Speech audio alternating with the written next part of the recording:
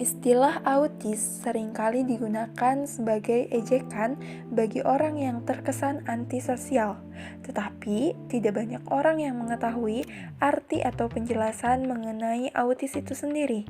Karena pada dasarnya, pembahasan mengenai autis ini tidak sesederhana yang dipikirkan orang-orang. Maka dari itu, di video kali ini kita akan membahas mengenai autis. Baik, Assalamualaikum warahmatullahi wabarakatuh. Perkenalkan, nama saya Shirley Nurrohmah dengan NIM 41032102200116. Saya dari Prodi Pendidikan Luar Biasa kelas A3 semester 3. Baik, di video kali ini saya akan memaparkan materi mengenai autis. Nah, untuk lebih mengetahui apa itu autis, mari kita simak video sebagai berikut. Autisme atau individu yang memiliki gangguan autisme yaitu adanya perkembangan yang abnormal atau masalah perkembangan pada interaksi sosial dan komunikasi serta kegiatan dan minat yang terbatas dan berulang. Kemudian, autis di Indonesia itu meningkat tiap tahunnya sekitar 20%. Kemudian peningkatan ini mungkin saja terjadi karena adanya faktor lingkungan yang tidak baik atau berdampak pada anak autis, seperti makanan, skincare, atau polusi. Kata autis pertama kali digunakan oleh Eugen Blauler yang merupakan psikiater Swiss dan ahli dalam bidang eugenika.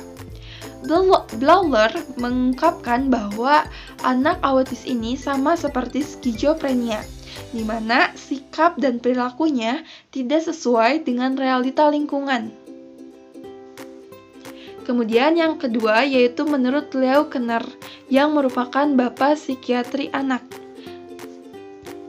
di mana ia menjelaskan bahwa autisme ini dikarakteristikkan yaitu ketidakmampuan batin anak tertentu untuk berhubungan dengan orang lain. Kemudian autis juga menunjukkan sikap dan perilaku yaitu penyendiri dan mempunyai sifat autistik atau yang disebut dengan autistic alone. Yang kedua yaitu tidak mampu menggunakan bahasa untuk berkomunikasi seperti mutis, ekolalia, dan bahasa literal. Mutis itu sendiri yaitu tidak mau berbicara atau ketidakmauan untuk berbicara, dan ekolalia yaitu mengulang kata, serta bahasa literal yaitu bahasa yang baku. Kemudian yang ketiga yaitu perilaku yang berulang serta obsesif terhadap kesamaan. Dan yang terakhir itu potensi kognitif yang baik ditunjukkan dalam memori hafalan yang sempurna. Artinya, Leo Kanner menyatakan bahwa anak autisme ini memiliki potensi kognitif yang baik, yaitu dalam hafalan yang sempurna. Dan Kanner juga menamakan gangguan yang terdapat pada anak tersebut, yaitu dengan early infantile autism. Kemudian yang terakhir yaitu menurut Hans Asperger yang merupakan seorang dokter anak, ahli eugenisasi, ahli teori medis, serta profesor di bidang medis.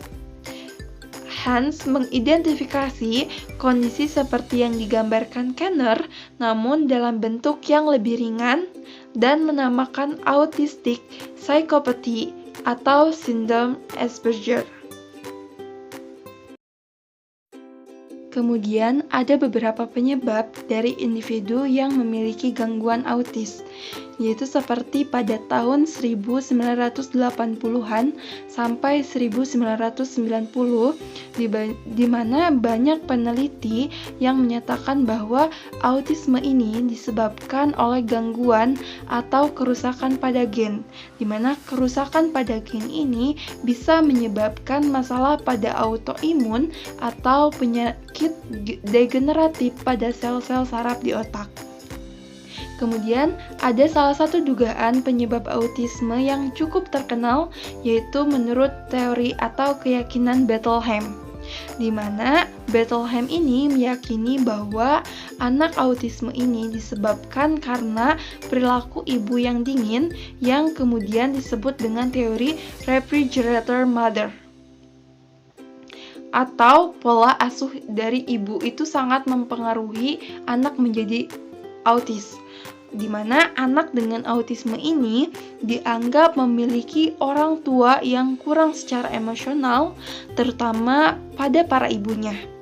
Dan kondisi autisme tersebut merupakan upaya dari anak untuk melarikan diri dari sifat dingin orang tua mereka dan menyebabkan anak mengembangkan sikap paranoid.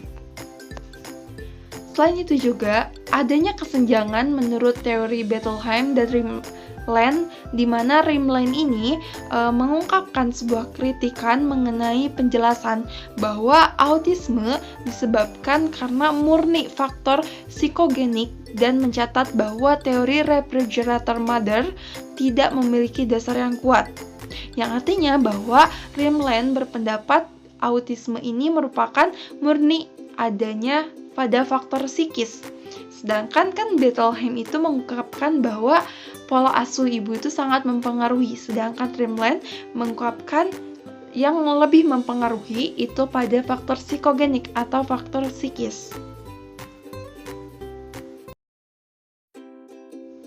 Kemudian, selain dari beberapa faktor penyebab yang sudah saya sebutkan, ada beberapa faktor penyebab lainnya yang terdapat pada anak dengan gangguan autis, yaitu seperti adanya faktor genetik, faktor prenatal, natal, dan postnatal, faktor psikososial dan gangguan neurobiologikal, faktor paparan valproat, faktor infeksi virus prenatal, faktor kekurangan seng, faktor sintesis melatonin tidak normal, faktor diabetes pada ibu hamil, faktor neuroanatomi, faktor kelainan struktur dan biokimia otak serta darah, faktor pola kegiatan yang dipertahankan dan diulang-ulang oleh anak, kemudian faktor kualitatif dalam komunikasi, serta hambatan kualitatif dalam interaksi sosial.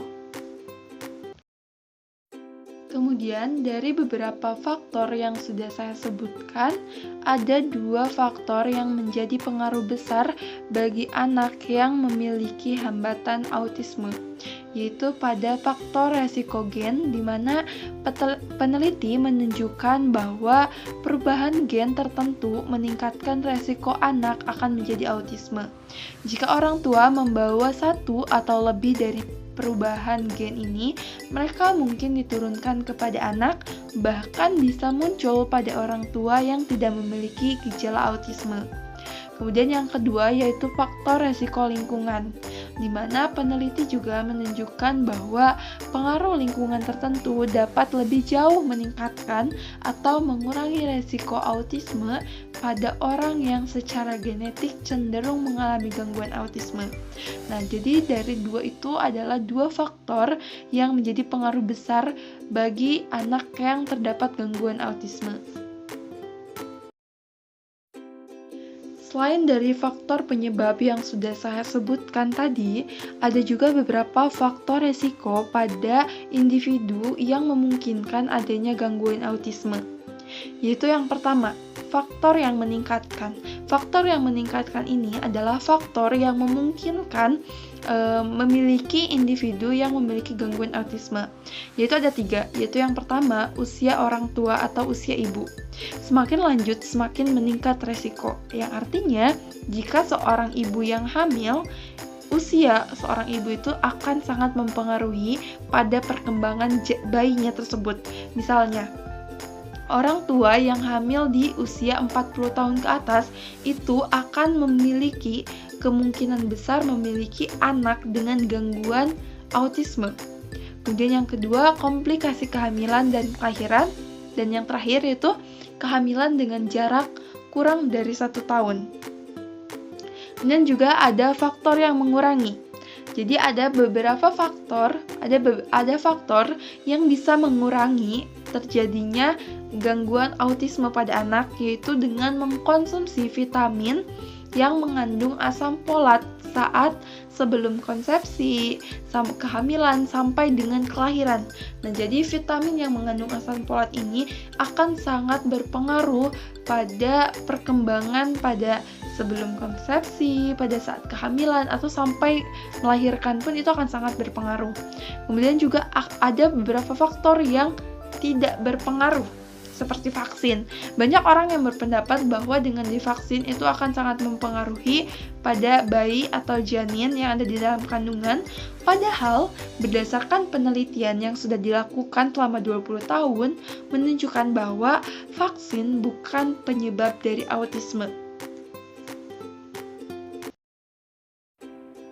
Selanjutnya, materi yang akan dijelaskan yaitu mengenai karakteristik pada individu dengan hambatan autisme.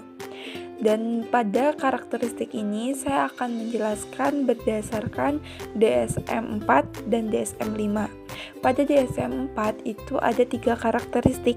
Yang pertama yaitu gangguan kualitatif dalam interaksi sosial yang timbal balik. Pada gangguan kualitatif ini ada beberapa gejala, yaitu yang pertama, tidak mampu menjalin interaksi sosial yang cukup memadai, seperti kontak mata yang sangat kurang, ekspresi muka yang kurang hidup, gerak-gerik yang kurang setuju. Yang kedua, tidak bisa bermain dengan teman sebaya.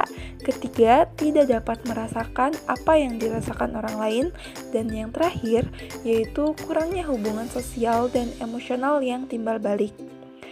Kemudian, pada karakteristik yang kedua, yaitu gangguan kualitatif dalam bidang komunikasi. Ada beberapa gejala pada gangguan kualitatif ini, yaitu bicara terlambat atau bahkan sama sekali tidak berkembang, seperti tidak ada usaha untuk mengimbangi komunikasi dengan cara lain selain bicara. Yang kedua, bila bisa bicara, bicaranya tidak dipergunakan untuk berkomunikasi. Ketiga, sering mempergunakan bahasa yang aneh dan diulang-ulang. Dan yang terakhir, cara bermain kurang variatif, kurang imajinatif, dan kurang bisa meniru. Selanjutnya, karakteristik yang ketiga atau yang terakhir yaitu suatu pola yang dipertahankan dan diulang-ulang dalam perilaku, minat, dan kegiatannya. Ada beberapa gejala pada perilaku berulangnya ini, yaitu mempertahankan satu minat atau lebih dengan cara yang sangat khas dan berlebih-lebihan. Kedua, terpaku pada suatu kegiatan yang ritualistik atau rutinitas yang tidak ada gunanya. Ketiga, ada gerakan-gerakan yang aneh, yang khas dan diulang-ulang. Dan yang terakhir, seringkali sangat terpukau pada bagian-bagian benda. Kemudian yang selanjutnya yaitu mengenai karakteristik ASD berdasarkan DSM-5. Pada DSM-5 ada 2 karakteristik mengenai ASD, yaitu yang pertama, kekurang mampuan yang persisten pada seluruh konteks komunikasi dan interaksi sosial, namun bukan karena keterlambatan perkembangan yang terjadi secara umum. Dan hal ini dimanifestasikan pada 3 hal, yaitu yang pertama, kekurang mampuan dalam timbal balik sosial emosional. Kedua, kurang mampuan dalam menggunakan perilaku nonverbal dalam berinteraksi sosial. Dan yang ketiga, yaitu kekurang mampuan dalam membangun dan menjaga hubungan dengan individu lain. Selanjutnya, yaitu karakteristik yang kedua, yaitu adanya perilaku, minat, dan aktivitas yang terbatas dan berulang. Dan hal ini dapat dimanifestasikan paling sedikit 2 hal dari beberapa gejala, yaitu pertama, adanya bahasa, gerakan motorik, serta gangguan objek yang stereotip dan berulang. Kedua, kepatuhan yang berlebihan terhadap suatu rutinitas tertentu, adanya pola ritual dan perilaku verbal dan nonverbal, dan resistensi terhadap perubahan. Ketiga, minat yang sangat terpaku dan terbatas, serta abnormal baik secara intensitas dan fokus.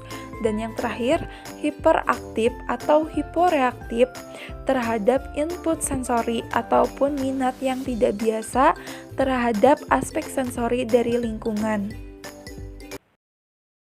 Selanjutnya, dari beberapa materi yang sudah dijelaskan, ada beberapa gangguan perkembangan yang menyerupai dengan autisme.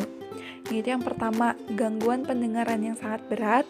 Kedua, CP atau cerebral palsy dengan kerusakan otak yang sangat berat. Ketiga, Rett syndrome. Keempat, CDD. Kelima, Fragile X syndrome.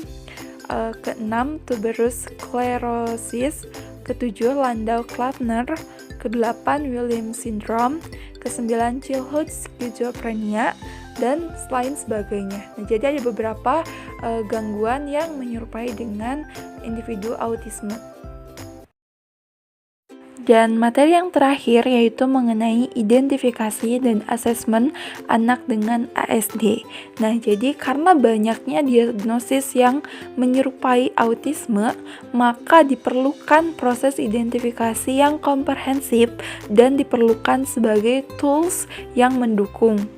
Kemudian, asesor harus memiliki pemahaman yang luas, tidak hanya mengenal autisme saja, melainkan mengetahui diagnosis-diagnosis lainnya agar tidak terjadi misdiagnosis. Mungkin cukup sekian yang bisa saya sampaikan atau paparkan mengenai autisme. Mohon maaf bila ada kesalahan kata atau kesalahan dalam materi. Terima kasih atas perhatiannya. Wabillahi taufiq wal hidayah. Wassalamualaikum warahmatullahi wabarakatuh.